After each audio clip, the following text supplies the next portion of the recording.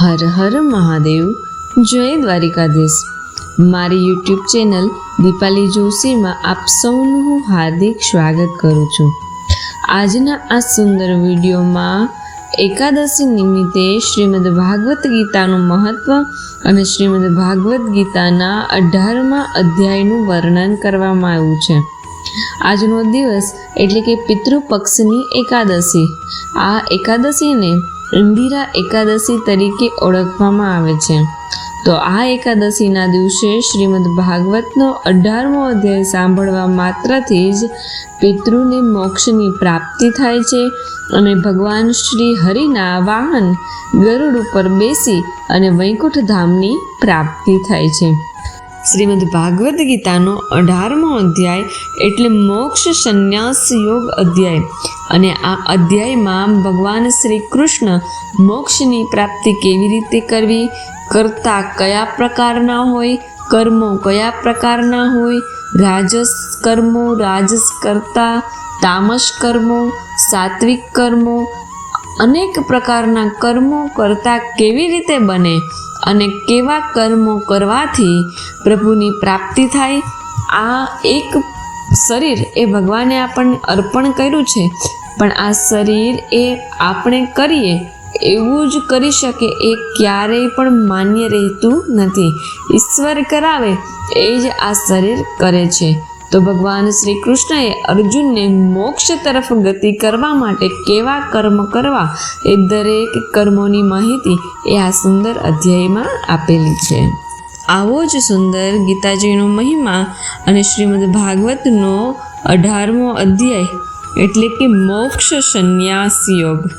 જીવનમાં ગીતાજી સાંભળવા માત્રથી જ મોક્ષની પ્રાપ્તિ થાય છે અને ભગવાન શ્રી હરિનું પરમધામની પ્રાપ્તિ થાય છે. તો ચાલો આગળ ચાલીએ. આમ જોઈએ તો શ્રીમદ ભાગવત ગીતાનું મહત્વનું વર્ણન કરવું ને એ કોઈનામાં સામર્થ્ય નથી, કારણ કે આ એક ઘણો રહસ્યમય ગ્રંથ છે. આમાં સકળ વેદોના સારનો સંગ્રહ કરી લેવામાં આવ્યો છે.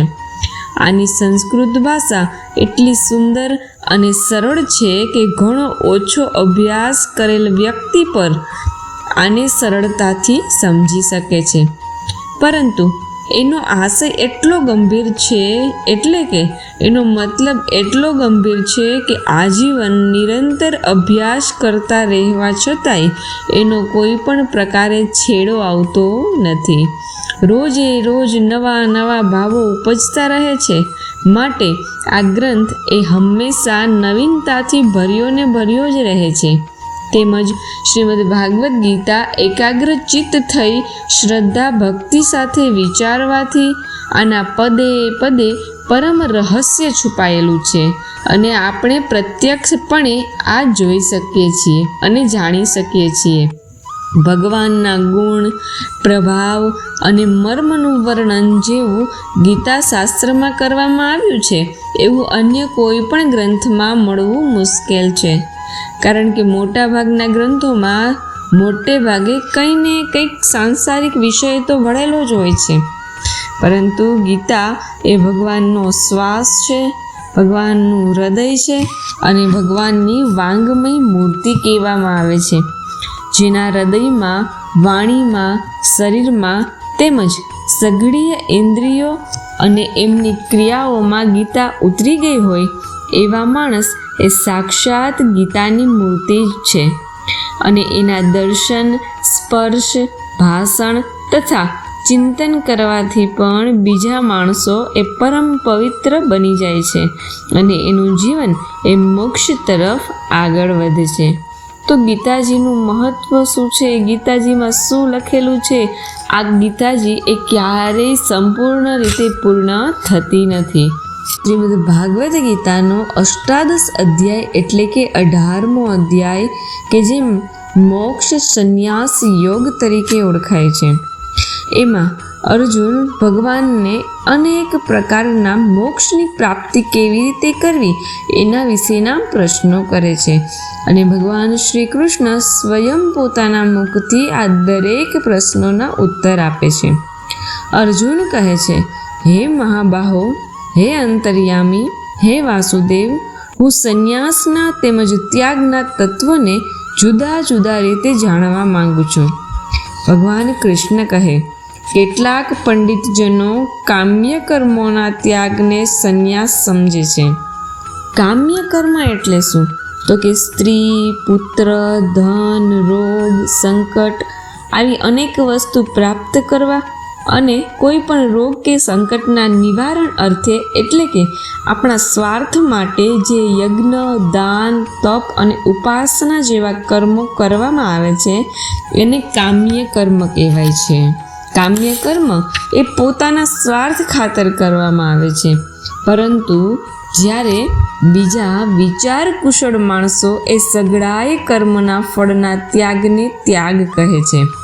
ઈશ્વરની ભક્તિ, દેવતાઓનું પૂજન, માતા પિતા અને બીજા વડીલોની સેવા, યજ્ઞ, દાન અને તપ તથા વર્ણાશ્રમ અનુસાર આજીવિકાના કર્મો તેમજ શરીર સંબંધી એટલે કે ખાવું, પીવું વગેરે જેટલા કર્તવ્ય કર્મો છે એમના અનુષ્ઠાનમાં રહેલી ઇહલોક અને પરલોકની સઘળી કામનાઓનો સંપૂર્ણ ત્યાગ કરવો એનું નામ જ ત્યાગ છે. કેટલાક વિદ્વાનો એમ પણ કહે છે કે કર્મ માત્ર દોષયુક્ત છે, માટે ત્યાગ કરવા યોગ્ય છે, જ્યારે અન્ય વિદ્વાનો એમ પણ કહે છે કે યજ્ઞ, દાન અને તપરૂપી કર્મ એ ત્યાગ કરવા યોગ્ય નથી. હે પુરુષ શ્રેષ્ઠ, હે ભરતવંશીઓમાં ઉત્તમ, સંન્યાસ અને ત્યાગ એ બેમાંથી પહેલા ત્યાગ વિશે તું મારો નિશ્ચય સાંભળ. કેમ કે ત્યાગ એ સાત્વિક, રાજસ અને તામસ એવા ભેદથી 3 પ્રકારનો કહેવાયો છે. યજ્ઞ, દાન અને તપરૂપી કર્મ એ ત્યાગ કરવા યોગ્ય નથી, પરંતુ એ તો અવશ્ય કરવા જોઈએ. કેમ કે યજ્ઞ, દાન અને તપ એ ત્રણેય કર્મો એ બુદ્ધિશાળી માણસોને પવિત્ર કરનારા છે.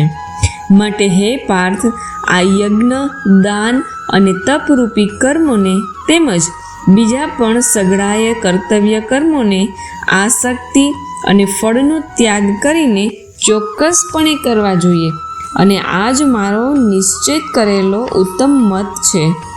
જે કંઈ કર્મ છે તે સઘળું દુઃખરૂપ જ છે એમ માનીને જો કોઈ માણસ શારીરિક કલેશના ભાગ્યથી કર્તવ્ય કર્મોનો ત્યાગ કરી દે તો એ એવું રાજસ ત્યાગ કરીને ત્યાગના ફળને કોઈ રીતે પણ નથી પામતો. હે અર્જુન, જે શાસ્ત્રવિહિત કર્મ કરવું એ કર્તવ્ય છે, એવા ભાવથી આસક્તિ અને ફળનો ત્યાગ કરીને કરવામાં આવે છે એ જ સાત્વિક ત્યાગ મનાય છે.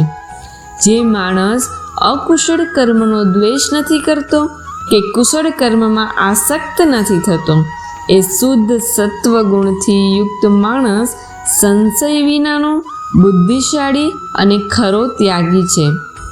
શરીરધારી કોઈ પણ માણસ દ્વારા સંપૂર્ણપણે બધા જ કર્મોને ત્યજવા એ ક્યારેય શક્ય નથી. માટે જે કર્મફળનો ત્યાગ કરનાર છે એ જ ત્યાગી કહેવાય છે. કર્મફળનો ત્યાગ ન કરનારા માણસોના કર્મનું સારું, નરસું અને મિશ્ર એમ 3 પ્રકારનું ફળ એ મર્યા પછી અવશ્ય હોય છે, પરંતુ કર્મફળનો ત્યાગ કરી દેનારા માણસોના કર્મનું ફળ એ કોઈ પણ કાળે થતું નથી. હે મહાબાહો, સર્વ કર્મના સિદ્ધ થવામાં આ 5 કારણો કર્મોનો અંત કરવાનો ઉપાય દર્શાવનાર સાંખ્ય શાસ્ત્રમાં કહેવાયા છે. એમને તું મારી પાસેથી સારી રીતે જાણી લે.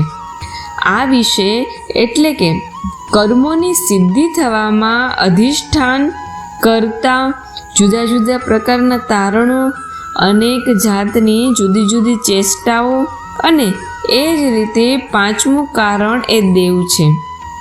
માણસ મન, વાણી અને શરીરથી શાસ્ત્રને અનુકૂળ કે વિપરીત જે કંઈ પણ કર્મ આચરે છે એના આ 5 કારણો છે. પરંતુ આમ હોવા છતાં પણ જે માણસ અશુદ્ધ બુદ્ધિનો હોવાને કારણે કર્મોમાં થવામાં કેવળ અર્થાત શુદ્ધ સ્વરૂપ આત્માને કરતા સમજે છે એ મલિન બુદ્ધિનો અજ્ઞાની એ ખરું નથી સમજતો. સત્સંગ અને સત્શાસ્ત્રોના અભ્યાસ દ્વારા તેમજ વિવેક, વિચાર અને શમ દમ આદિ આધ્યાત્મિક સાધનો દ્વારા જેની બુદ્ધિ શુદ્ધ નથી એ માણસને અશુદ્ધ બુદ્ધિનો સમજવો. જેમ અગ્નિ, વાયુ કે જળ આ દરેક વસ્તુથી પ્રારબ્ધવશ કોઈ પ્રાણીની હિંસા થતી હોય એમ દેખાવા છતાં પણ એ અગ્નિ, વાયુ કે જળ દ્વારા વાસ્તવમાં હિંસા નથી. એ જ રીતે જે માણસના દેહમાં અભિમાન નથી તેમજ સ્વાર્થ વિના કેવળ સંસારના હિતાર્થે જ જેની બધી જ ક્રિયાઓ થતી હોય એ માણસના શરીર અને ઇન્દ્રિયો દ્વારા કદી કોઈ પ્રાણીની હિંસા થતી લોકદ્રષ્ટિમાં જો જોવામાં આવે તો પણ એ માણસ દ્વારા વાસ્તવમાં કોઈ પણ હિંસા નથી. કેમ કે આસક્તિ, સ્વાર્થ અને અહંકાર ન હોવાના કારણે કોઈ પ્રાણીની હિંસા થઈ જ શકે નહીં. તથા કર્તૃત્વના અભિમાન વિના કરેલું કર્મ ખરેખર તો અકર્મ જ છે. માટે હે માણસ, આ માણસથી થયેલા પાપથી પાપ કહેવાતું નથી. એવી જ રીતે કોઈ પણ પદાર્થના સ્વરૂપનો નિશ્ચય કરનારને જ્ઞાતા કહે છે. જ્ઞાતા જે વૃત્તિ દ્વારા વસ્તુના સ્વરૂપનો નિશ્ચય કરે અને એનું જ નામ જ્ઞાન છે. જ્ઞાતા જે વસ્તુના સ્વરૂપનો નિશ્ચય કરે એનું નામ જ્ઞેય પણ કહેવાય છે. જોવું, સાંભળવું, સમજવું, સ્મરણવું આદિ સઘળી ક્રિયાઓને કરનાર પ્રકૃતિ જે માણસના અંતઃકરણમાં હું કરતા છું એવો ભાવ નથી, તેમજ જેની બુદ્ધિ એ સાંસારિક પદાર્થોમાં અને કર્મોમાં લેપાતી નથી એ માણસ આ બધા લોકોને હણીને પણ વાસ્તવમાં નથી હણતો કે નથી પાપથી બંધાતો. જ્ઞાતા, જ્ઞાન અને જ્ઞેય આ 3 પ્રકારના કર્મના પ્રેરકો છે અને કર્તા, કરણ અને ક્રિયા આ 3 પ્રકારનો કર્મ સંગ્રહ એટલે કે કર્મના સાધન છે. ગુણોને આધારે સઘળા પદાર્થોની ગણના કરનારા સાંખ્યશાસ્ત્રમાં ગુણોના ભેદને લીધે જ્ઞાન, કર્મ તથા કર્તા 3 પ્રકારના જ હોય છે. એમને પણ તું મારી પાસેથી સારી રીતે સાંભળ. જે જ્ઞાનથી માણસ ભિન્ન ભિન્ન જણાતા બધા જ ભૂતોમાં એક અવિનાશી પરમાત્મા ભાવને અવિભાજિત રૂપે સમભાવે રહેલો જુએ છે એ જ્ઞાનને તું સાત્વિક જાણ. પરંતુ જે જ્ઞાન એ સકળ ભૂતોમાં જુદી જુદી જાતના અનેક ભાવોને જુદા જુદા સ્વરૂપે જાણે છે એ જ્ઞાનને તું રાજસ જાણ. અને વળી જે જ્ઞાન એકલા કાર્યરૂપ શરીરમાં જ સંપૂર્ણની જેમ આસક્ત રહેનારું છે તથા જે યુક્તિ વિનાનું તાત્વિક અર્થથી રહિત હોય એમને તું તુચ્છ માનજે અને એ તામસ કહેવાયું છે. જે કર્મ એ શાસ્ત્ર વિધિથી નિયત થયેલું હોય, કર્તાપણાના અભિમાનથી રહિત થઈને કરવામાં આવ્યું હોય, તેમજ ફળની લાલસા વિનાના માણસ વડે રાગ દ્વેષ વિના કરવામાં આવ્યું હોય એ કર્મ જ હંમેશા સાત્વિક ગણાય છે. પરંતુ જે કર્મ એ ઘણો પરિશ્રમ વેઠીને કરાય છે અને વળી ભોગોને ઈચ્છતા માણસ વડે કે અહંકારી માણસ વડે કરવામાં આવે છે એ કર્મ એ રાજસ કહેવાયું છે. જે કર્મ પરિણામ, હાનિ, હિંસા અને સામર્થ્યને ધ્યાનમાં લીધા વિના કેવળ અજ્ઞાનને લીધે આચરવામાં આવે છે એ કર્મ એને તામસ કર્મ કહેવાય. પરંતુ જે કર્મ જે કરતા સંગ વિનાનો, અહંકાર ભર્યા વચનો ન બોલનાર, ધૈર્ય અને ઉત્સાહ ધરાવનાર તથા કાર્યની સિદ્ધિ કે અસિદ્ધિમાં હરખ શોકની લાગણી આવા વિકારોથી રહિત છે એ સાત્વિક કહેવાય છે. જે કરતા આસક્તિ ધરાવનાર, કર્મોના ફળની લાલસા રાખનાર, લોભી, બીજાને કષ્ટ આપવાનો સ્વભાવ ધરાવનાર, અશુદ્ધ આચરણ રાખનાર તેમજ હરખ અને શોખથી લિપ્ત હોય તેને રાજસ કહેવાય છે. અને જે કરતા પોતાને વશમાં ન રાખે, અશિક્ષિત હોય, ઘમંડી હોય, શઠ હોય, બીજાની આજીવિકાનો નાશ કરનાર હોય, શોક કરનાર હોય, આળસુ અને દીર્ઘસૂત્રી છે, એને તામસ કહેવામાં આવે છે.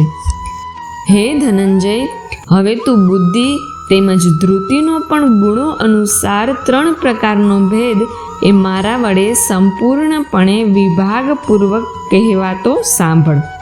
હે પાર્થ, જે બુદ્ધિ પ્રવૃત્તિ માર્ગ અને નિવૃત્તિ માર્ગને, કર્તવ્ય તેમજ અકર્તવ્યને, ભય અને અભયને તથા બંધન અને મોક્ષને યથાર્થપણે જાણે છે, એ બુદ્ધિ એ સાત્વિક છે. હે પાર્થ સાંભળ, માણસ જે બુદ્ધિ દ્વારા ધર્મ અને અધર્મને તથા કર્તવ્ય અને અકર્તવ્યને પણ યથાર્થપણે નથી જાણી શકતો, એ બુદ્ધિ એ રાજસી છે. તમો ગુણથી ઘેરાયેલી જે બુદ્ધિ અધર્મને પણ આ ધર્મ છે એમ માનીને બેસે છે તથા એ જ પ્રમાણે બીજા સગળાય પદાર્થોને પણ અવળા માને છે, એ બુદ્ધિ એ તામસી છે. પરંતુ જે અવ્યભિચારિણી ધારણ શક્તિથી માણસ ધ્યાનયોગ દ્વારા મન, પ્રાણ અને ઇન્દ્રિયોની ક્રિયાઓને ધારણ કરે છે, એ ધૃતિ એ સાત્વિકી છે. પરંતુ હે અર્જુન, ફળની લાલસા રાખનાર માણસ જે ધારણ શક્તિ દ્વારા ઘણી આસક્તિપૂર્વક ધર્મ, અર્થ અને કામને ધારણ કરે છે, એ ધારણ શક્તિ એ રાજસી છે. દુષ્ટ બુદ્ધિનો માણસ જે ધારણ શક્તિ દ્વારા નિંદ્રા, ભય, ચિંતા અને દુઃખને તથા ઉન્મત્તપણાને પણ છોડતો નથી, હંમેશા માટે પકડી રાખે છે, એ ધારણ શક્તિ એ તામસી છે. હવે 3 પ્રકારના સુખને પણ તું મારી પાસેથી સાંભળ. જે સુખમાં સાધક માણસ ભજન, ધ્યાન અને સેવા આદિના અભ્યાસ વડે ભ્રમણ કરે છે અને જેથી દુઃખોના અંતને પામી જાય છે. જે આ જાતનું સુખ છે એ શરૂઆતમાં જો કે વિષ જેવું જણાય છે, પરંતુ પરિણામે એ અમૃત જેવું છે. માટે હે પરમાત્મા વિષયક બુદ્ધિના પ્રસાદમાંથી ઉપજાવનારું સુખ એને સાત્વિક કહેવાયું છે. જે સુખ વિષય અને ઇન્દ્રિયોના સંયોગથી થાય છે, એ શરૂઆતમાં ભોગકાળમાં અમૃત જેવું ગણાતું હોવા છતાં પરિણામે વિષ જેવું છે. માટે એ સુખ એ રાજસ કહેવાયું છે. જે સુખ ભોગકાળે તેમજ પરિણામે પણ આત્માને મોહિત કરનારું છે, એ નિંદ્રા, આળસ અને પ્રમાદમાંથી જન્મેલું સુખ એ તામસ છે. પૃથ્વી પર, આકાશમાં કે દેવતાઓમાં અથવા એ સિવાય ક્યાંય પણ એવો કોઈ પણ જીવ નથી જે આ પ્રકૃતિમાંથી જન્મેલા 3 ગુણોથી વિમુક્ત હોય. બ્રાહ્મણો, ક્ષત્રિયો, વૈશ્યો તથા શૂદ્રોના કર્મો સ્વભાવમાંથી ઉપજેલા ગુણો દ્વારા વિભક્ત કરવામાં આવે છે. અંતઃકરણનો નિર્ગ્રહ કરવો, ઇન્દ્રિયોનું દમન કરવું, ધર્મના પાલન કાજે કષ્ટ કરવું, બાહ્ય ભીતરથી શુદ્ધ રહેવું, બીજાના અપરાધોને ક્ષમા આપવી, મન, ઇન્દ્રિય તેમજ શરીરને ઋજુભાવ ન રાખવા, વેદો, શાસ્ત્રો, ઈશ્વર અને પરલોક આદિમાં શ્રદ્ધા રાખવી, વેદ શાસ્ત્રોનું અધ્યયન તથા અધ્યાપન કરવું અને પરમાત્માના તત્વને અનુભવવું, આ બધાય બ્રાહ્મણના સ્વાભાવિક ધર્મો છે. શૂરવીરપણું, તેજ, ધૈર્ય, નિપુણતા તથા યુદ્ધમાં પણ ન ભાગવું, દાન આપવું અને સ્વાભિમાન, આ બધા એ ક્ષત્રિયોના સ્વાભાવિક કર્મો છે. ખેતી, ગોપાલન અને ખરીદ વેચાણ રૂપી સત્ય વ્યવહારો આ વૈશ્યના સ્વાભાવિક કર્મો છે તથા સર્વ વર્ણોની સેવા કરવી એક શૂદ્રનું પણ સ્વાભાવિક કર્મ છે. પોતપોતાના સ્વભાવ કર્મમાં તત્પરતાપૂર્વક જોડાયેલો માણસ એ ભગવત પ્રાપ્તિ રૂપી પરમ સિદ્ધિને પામી જાય છે. પોતાના સ્વાભાવિક કર્મમાં પણ જે રીતે કર્મ કરીને પરમ સિદ્ધિને પામે છે એ ઉપાયને તું સાંભળ. જે પરમેશ્વરથી સઘળા પ્રાણીઓની ઉત્પત્તિ થઈ છે અને જેનાથી આ આખું જગત વ્યાપેલું છે એ પરમેશ્વરને પોતાની સ્વાભાવિક કર્મો વડે પૂજા કરીને માણસ પરમ સિદ્ધિને પામી શકે છે. સારી રીતે આચરવામાં આવેલા બીજાના ધર્મ કરતાં ગુણ વિનાનો છતાં પણ પોતાનો ધર્મ એ ચડિયાતો છે. કેમ કે સ્વભાવથી નિયત થયેલું સ્વધર્મરૂપી કર્મ કરતો માણસ એ પાપને પામતો નથી. હે કૌંતેય, દોષયુક્ત હોવા છતાં પણ સહજ કર્મને ન છોડવું જોઈએ. કેમ કે ધુમાડાથી અગ્નિની પેઠે સઘળા કર્મો કોઈને કોઈ દોષથી યુક્ત હોય જ છે.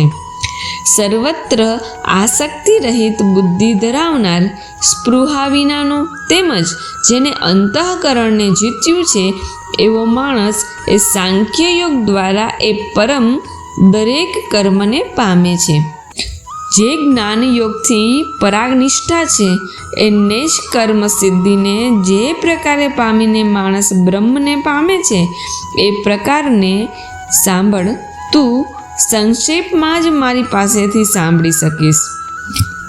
વિશુદ્ધ થયેલી બુદ્ધિથી યુક્ત, પચવામાં હલકો, સાત્વિક અને નિયમિતપણે ખોરાક ખાનાર વ્યક્તિ શબ્દાદી વિષયોને ત્યજીને એકાંત તેમજ શુદ્ધ દેશનું સેવન કરનાર, સાત્વિક ધારણ શક્તિ દ્વારા અંતઃકરણ અને ઇન્દ્રિયોને સંયમિત કરીને મન, વાણી તથા શરીરને વશમાં રાખનાર, રાગ દ્વેષને સંપૂર્ણપણે નષ્ટ કરીને યોગ્ય રીતે દ્રઢ વૈરાગ્યનો આશરો લેનાર તથા અહંકાર, બળ, ઘમંડ, કામ, ક્રોધ અને પરિગ્રહને છોડીને નિરંતર ધ્યાન યોગને પરાયણ રહેનાર, મમત્વ વિનાનો અને શાંત માણસ એ સચ્ચિદાનંદ ધન બ્રહ્મમાં અભિન્ન ભાવે સ્થિત રહેવાને પાત્ર બને છે.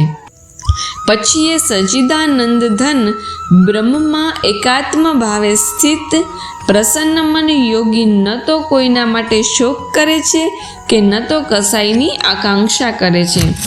એવો બધાય પ્રાણીઓમાં સંભાવ રાખનાર યોગી મારી પરાભક્તિને પામી જાય છે.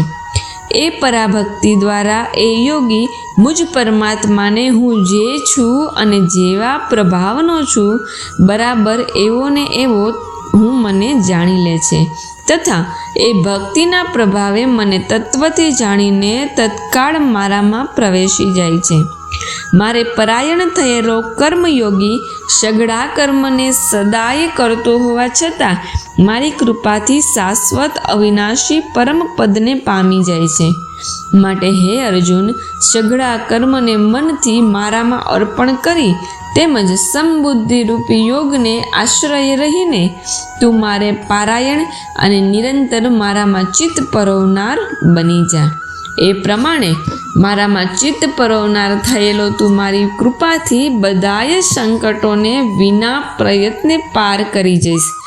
અને જો અહંકારને લીધે મારા વચનોને નહીં સાંભળે તો નાશ પામીશ, એટલે કે પરમાર્થથી ભ્રષ્ટ થઈ જઈશ.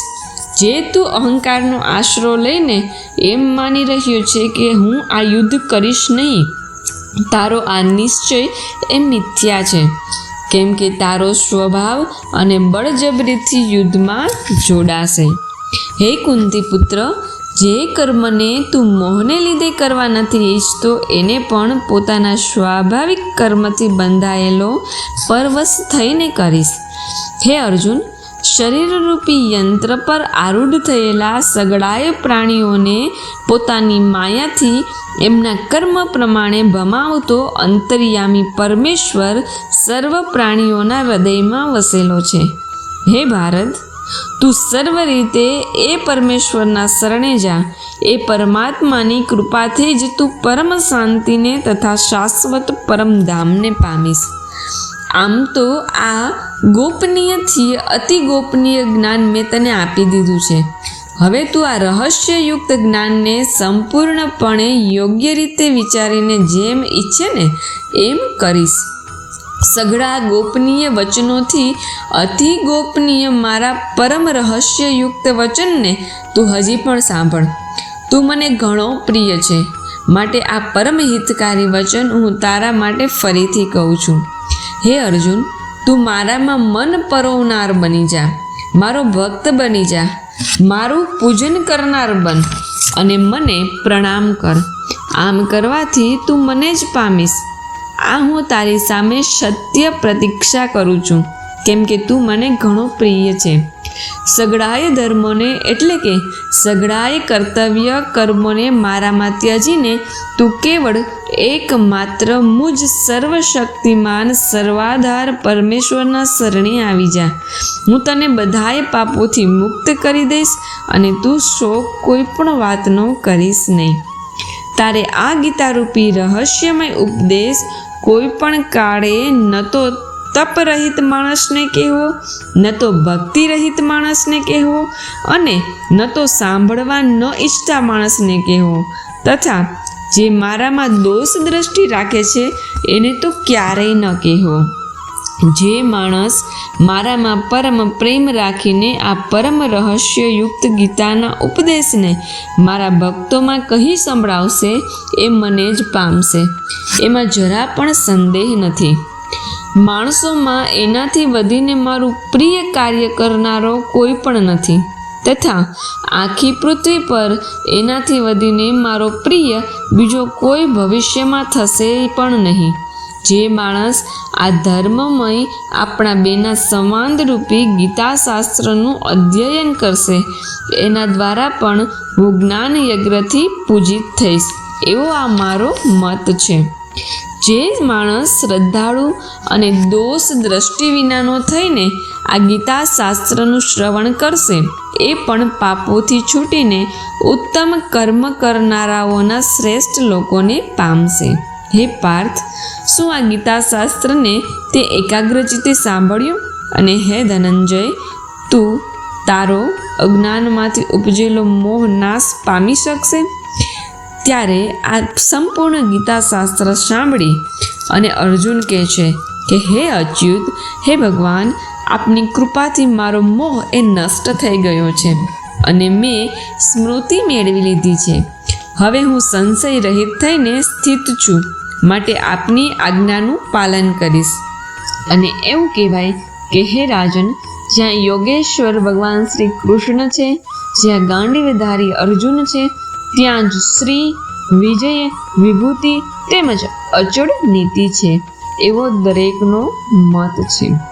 મોક્ષ સંન્યાસ યોગ નામનો 18મો અધ્યાય એમાં ભગવાન શ્રી કૃષ્ણ અર્જુનને મોક્ષ પ્રાપ્તિના અનેક પ્રકારના રસ્તાઓ બતાવે છે.